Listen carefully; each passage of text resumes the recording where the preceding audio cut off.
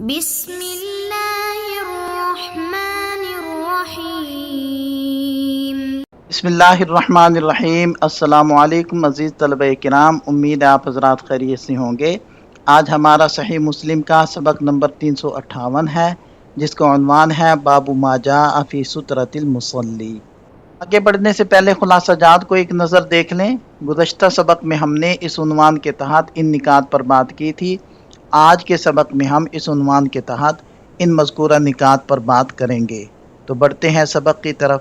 وبه قال حدثنا يحيى بن يحيى وقتيبة بن سعيد وابو بكر بن ابي شيبة قال يحيى اخبرنا وقال الاخران حدثنا ابو الاحوص عن سماك عن موسى بن طلحة عن ابيه قال قال رسول الله صلى الله عليه وسلم اذا وضع احدكم بين يديه مثل مؤخرة الرحل فليصلي ولا يبالي من مر وراء ذلك۔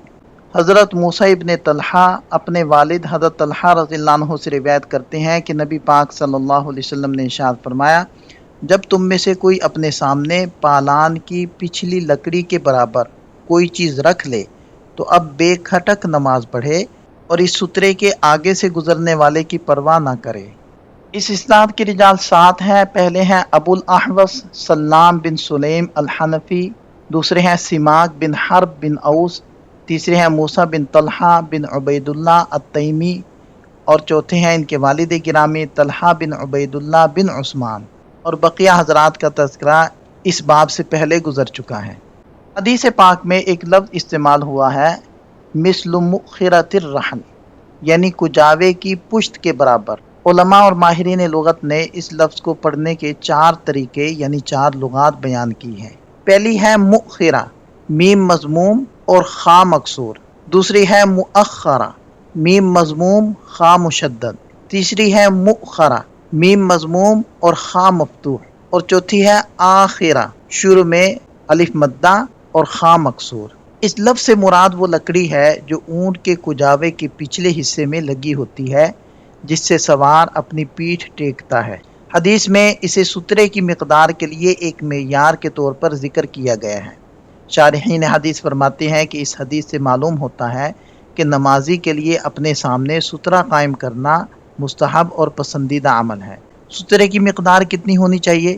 مصنف عبد الرزاق میں مشہور تابعی حضرت نافع سے مروی ہے کہ حضرت عبداللہ ابن عمر رضی اللہ عنہما کے کجاوے کی پشت جسے وہ سترہ بناتے تھے، اس کی اونچائی 1 ہاتھ کے برابر تھی، یعنی تقریباً 1 ذراع یا 1.5 فٹ۔ امام حاکم اور امام احمد رحمہ اللہ نے نبی پاک صلی اللہ علیہ وسلم کا یہ واضح حکم نقل کیا ہے کہ جب تم میں سے کوئی نماز پڑھے تو اسے چاہیے کہ سترہ سامنے رکھ کر پڑھے اور کسی کو اپنے سامنے سے گزرنے نہ دے۔ اس حکم کی بنیاد پر مشہور فقہی کتاب منیۃ المصلی میں لکھا ہے کہ سترہ چھوڑنا مکروہ تنزیہی ہے۔ اب سوال یہ پیدا ہوتا ہے کہ جب حدیث میں امر کا صیغہ ہے تو اسے فرض یا واجب کہنے کی بجائے مستحب یا نہ رکھنے کو مکروہ تنزیہی کیوں کہا گیا؟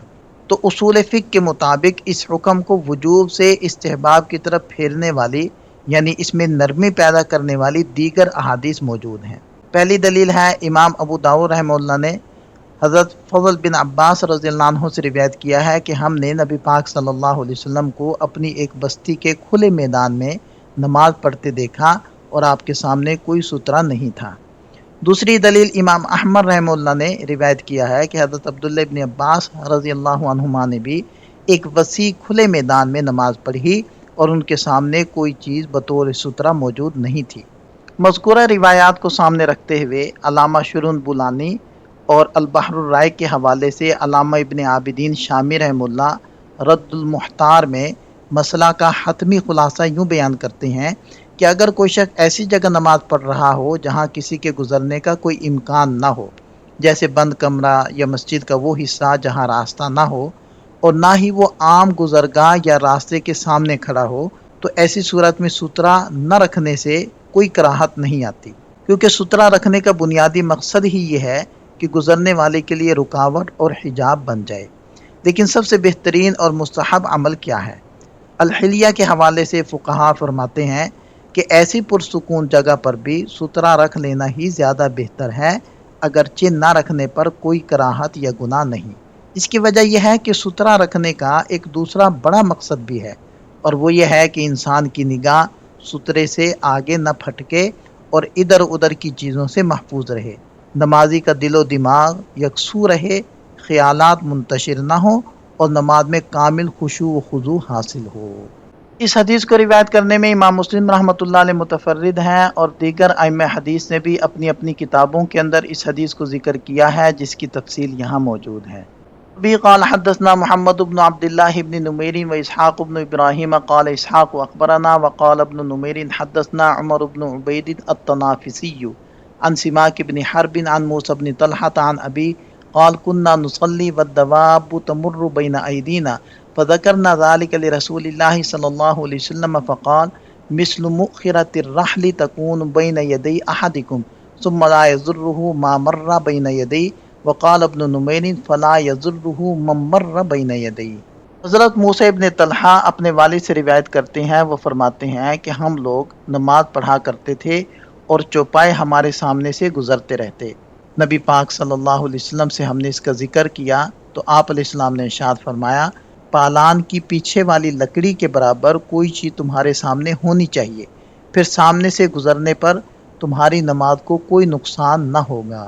اس اسناد کے رجال 6 ہیں۔ پہلے ہیں عمر بن عبید الطنافسی، جن کا مکمل تعارف یہاں موجود ہے، بقیہ حضرات کا تذکرہ قریب میں ہو چکا ہے۔ علیہ السلام نے ارشاد فرمایا ثم لا یضرہ ما مر، یعنی جب نمازی سترہ رکھ لے تو پھر اس کے بعد اس کے سامنے سے کسی بھی چیز کا گزرنا اسے نقصان نہیں پہنچاتا۔ علماء فرماتے ہیں کہ نماز میں سترہ قائم کرنے کی بنیادی طور پر 2 بڑی حکمتیں اور فائدے ہیں۔ پہلا فائدہ، یہ نمازی کی نگاہ کو سترے سے آگے جانے سے روکتا ہے، جس سے ادھر ادھر کی چیزوں پر نظر نہیں پڑتی اور نماز میں یکسوئی رہتی ہے۔ دوسرا فائدہ یہ ہے کہ یہ کسی بھی چلنے پھرنے والے انسان یا جانور کو نمازی کے بالکل قریب سے گزرنے سے روکتا ہے، جس سے نماز میں خلل نہیں پڑتا۔ اگر کسی کھلے میدان یا ایسی جگہ نماز پڑھنی ہو جہاں کوئی لکڑی، ستون یا اونچی چیز بطور سترہ موجود نہ ہو، تو کیا زمین پر ایک سیدھی لکیر کھینچ لینے سے سترے کا کام ہو جائے گا؟ اس بارے میں ائمہ فقہا کا اختلاف ہے۔ مالکیہ کے مشہور فقی قاضی ایاض رحمہ اللہ اس حدیث سے استدلال کرتے ہوئے فرماتے ہیں کہ نماز کے لیے صرف زمین پر لکیر کھینچ دینا کافی نہیں، بلکہ کوئی اونچی چیز کھڑی کرنا ضروری ہے۔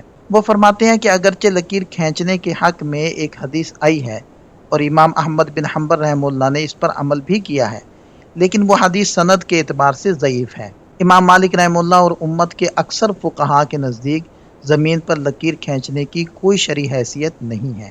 فقہا جیسے حنابلہ جو لکیر کھینچنے کے قائل ہیں، ان کا آپس میں اس بات پر اختلاف ہے کہ یہ لکیر کس طرح کھینچی جائے گی۔ اس کے 3 طریقے بیان کیے گئے ہیں۔ پہلا طریقہ، محراب کی طرح گول یعنی قوس کی شکل میں لکیر کھینچی جائے۔ دوسرا طریقہ، نمازی کے بالکل سامنے قبلہ رخ سیدھی کھڑی لکیر کھینچی جائے۔ تیسرا طریقہ، نمازی کے دائیں سے بائیں جانب افقی شکل میں لکیر کھینچی جائے۔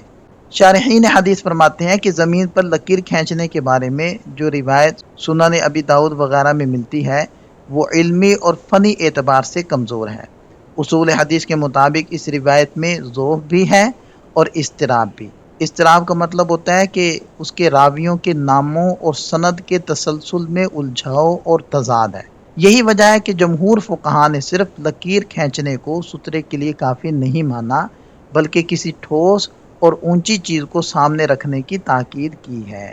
وبه قال حدثنا زهير بن حرب قال حدثنا عبد الله بن يزيد قال اخبرنا سعيد بن ابي ايوب عن ابي الاسود عن عروة عن عائشة رضي الله عنها انها قالت سئل رسول الله صلى الله عليه وسلم عن سترة المصلي فقال مثل مؤخرة الرحل۔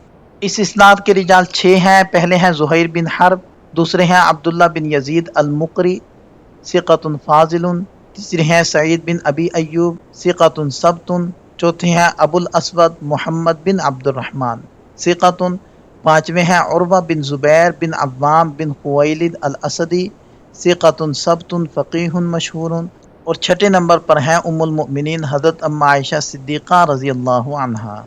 یہاں اس حدیث کی تخریج کو ذکر کیا جا رہا ہے۔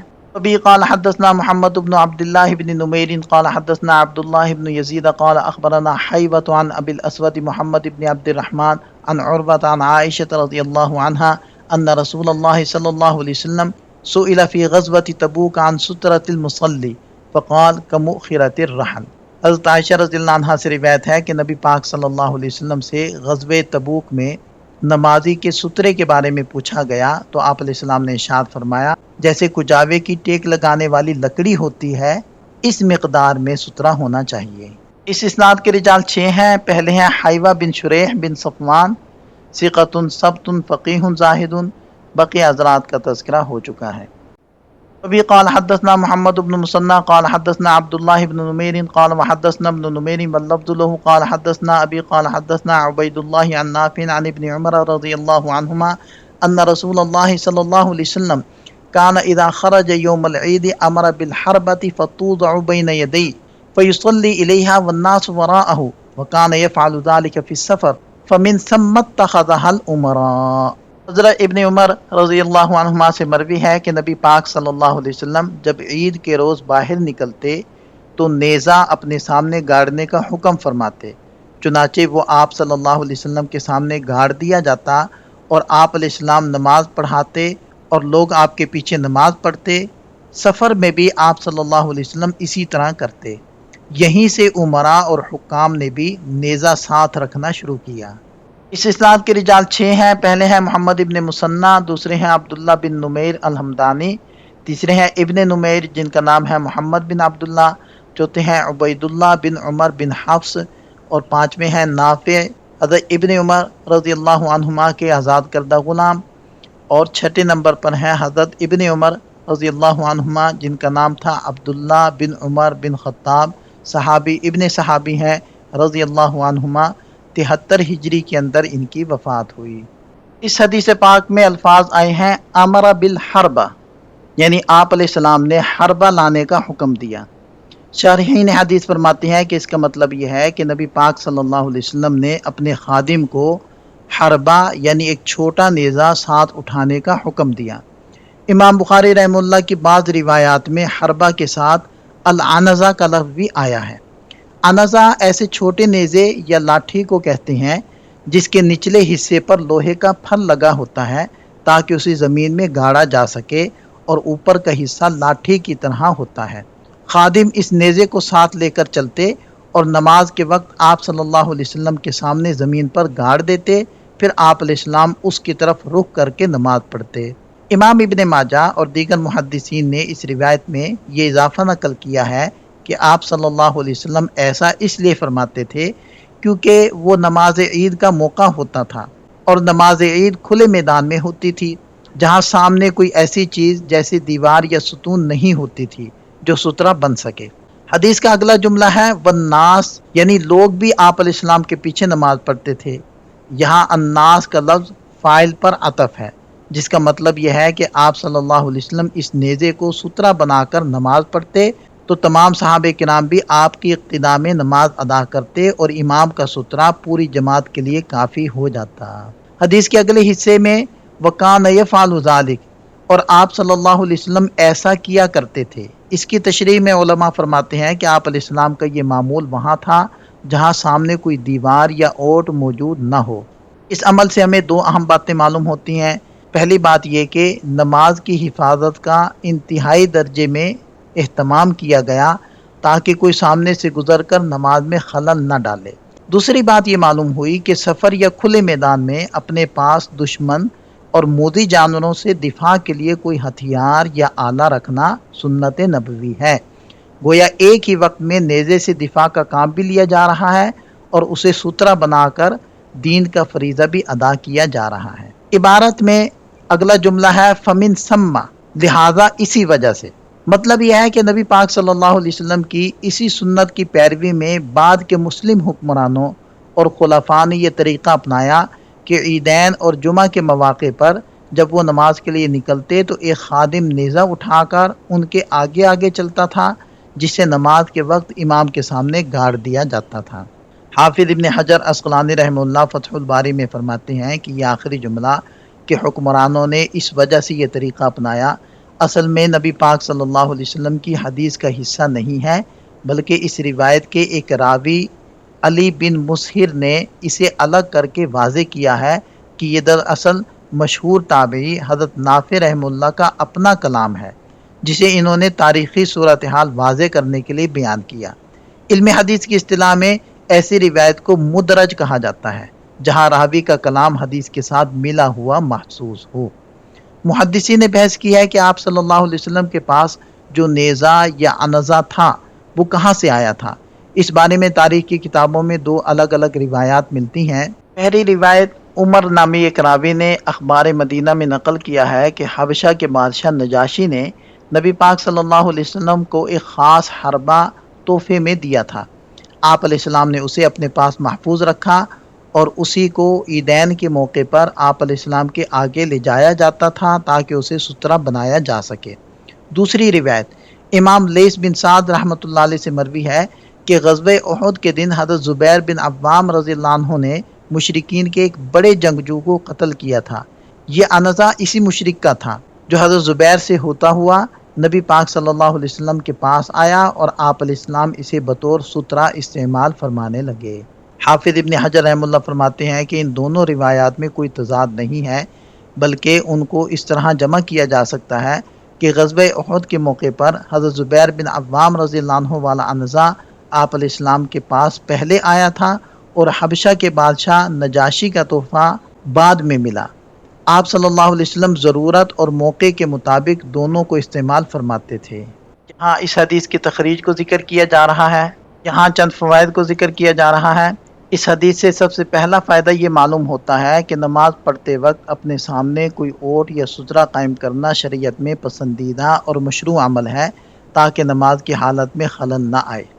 اس سے یہ بھی معلوم ہوتا ہے کہ حالات کے مطابق احتیاطی تدابیر اختیار کرنا سنت ہے، خاص طور پر سفر کے دوران دشمنوں، چوروں یا موذی جانوروں سے اپنے دفاع کے لیے کوئی ہتھیار یا آلہ پاس رکھنا شریعت کے مزاج کے عین مطابق ہے۔ حدیث سے تیسرا فائدہ یہ ملتا ہے کہ ضرورت کے وقت اپنے ماتحتوں یا خادموں سے کام لینا اور انہیں خدمات کے لیے کہنا بالکل جائز ہے، جیسے نبی پاک صلی اللہ علیہ وسلم نے اپنے خادم کو حربہ ساتھ اٹھانے اور اسے زمین میں گاڑنے کا حکم دیا۔ اس سے معلوم ہوا کہ دین کے کاموں یا عام کاموں میں خادم کی مدد لینا شرعاً درست ہے۔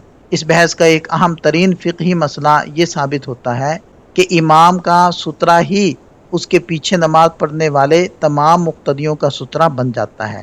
مقتدیوں کو الگ سے اپنے سامنے سترہ رکھنے کی کوئی ضرورت نہیں ہوتی۔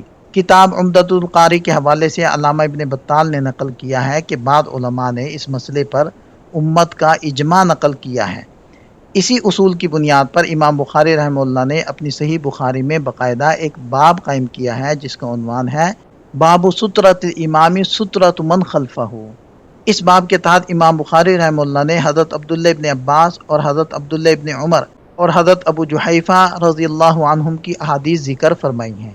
حدیث سے آخری فائدہ یہ معلوم ہوتا ہے کہ نبی پاک صلی اللہ علیہ وسلم کی اقتداء اور اتباع کی نیت سے سفر میں چھوٹا نیزہ یا لاٹھی رکھنا مستحب اور کار ثواب ہے، جیسا کہ بعد کے مسلم حکمرانوں اور خلفاء نے بھی اسی طریقے کو اپنایا۔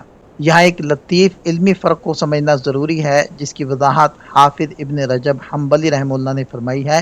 وہ لکھتے ہیں کہ حضرت عبداللہ ابن عمر رضی اللہ عنہما کی روایت میں بعد کے جن حکمرانوں اور عمراء کا ذکر آیا ہے انہوں نے بھی اپنے آگے نیزہ لے کر چلنے کا طریقہ اپنایا، تو ان کے اور نبی پاک صلی اللہ علیہ وسلم کے عمل میں فرق تھا۔ آپ علیہ السلام تو خالصتاً نماز کی حفاظت اور سترے کے لیے نیزہ استعمال فرماتے تھے، لیکن حضرت ابن عمر رضی اللہ عنہما کے دور کے عمراء نے اس طریقے کو نماز کے لیے نہیں بلکہ اپنی شان و شوکت، دبدبے اور بڑائی کے اظہار کے لیے اپنا لیا تھا۔ لہذا سنت پر عمل اسی صورت میں شمار ہوگا جب نیت عاجزی اور نماز کی حفاظت کی ہو، نہ کہ اپنی بڑائی یا تکبر کے اظہار کی۔ یہاں ہمارا سبق مکمل ہو جاتا ہے۔ ایک نظر خلاصے کو دیکھ لیں اور اس باب سے متعلق دیگر احادیث کو ہم اگلے سبق کے اندر دیکھتے ہیں۔ ملتے ہیں نئے سبق کے ساتھ۔ اللہ تعالیٰ ہم سب کا حامی و ناصر ہو۔ دعا میں یاد رکھیے گا۔ السلام علیکم۔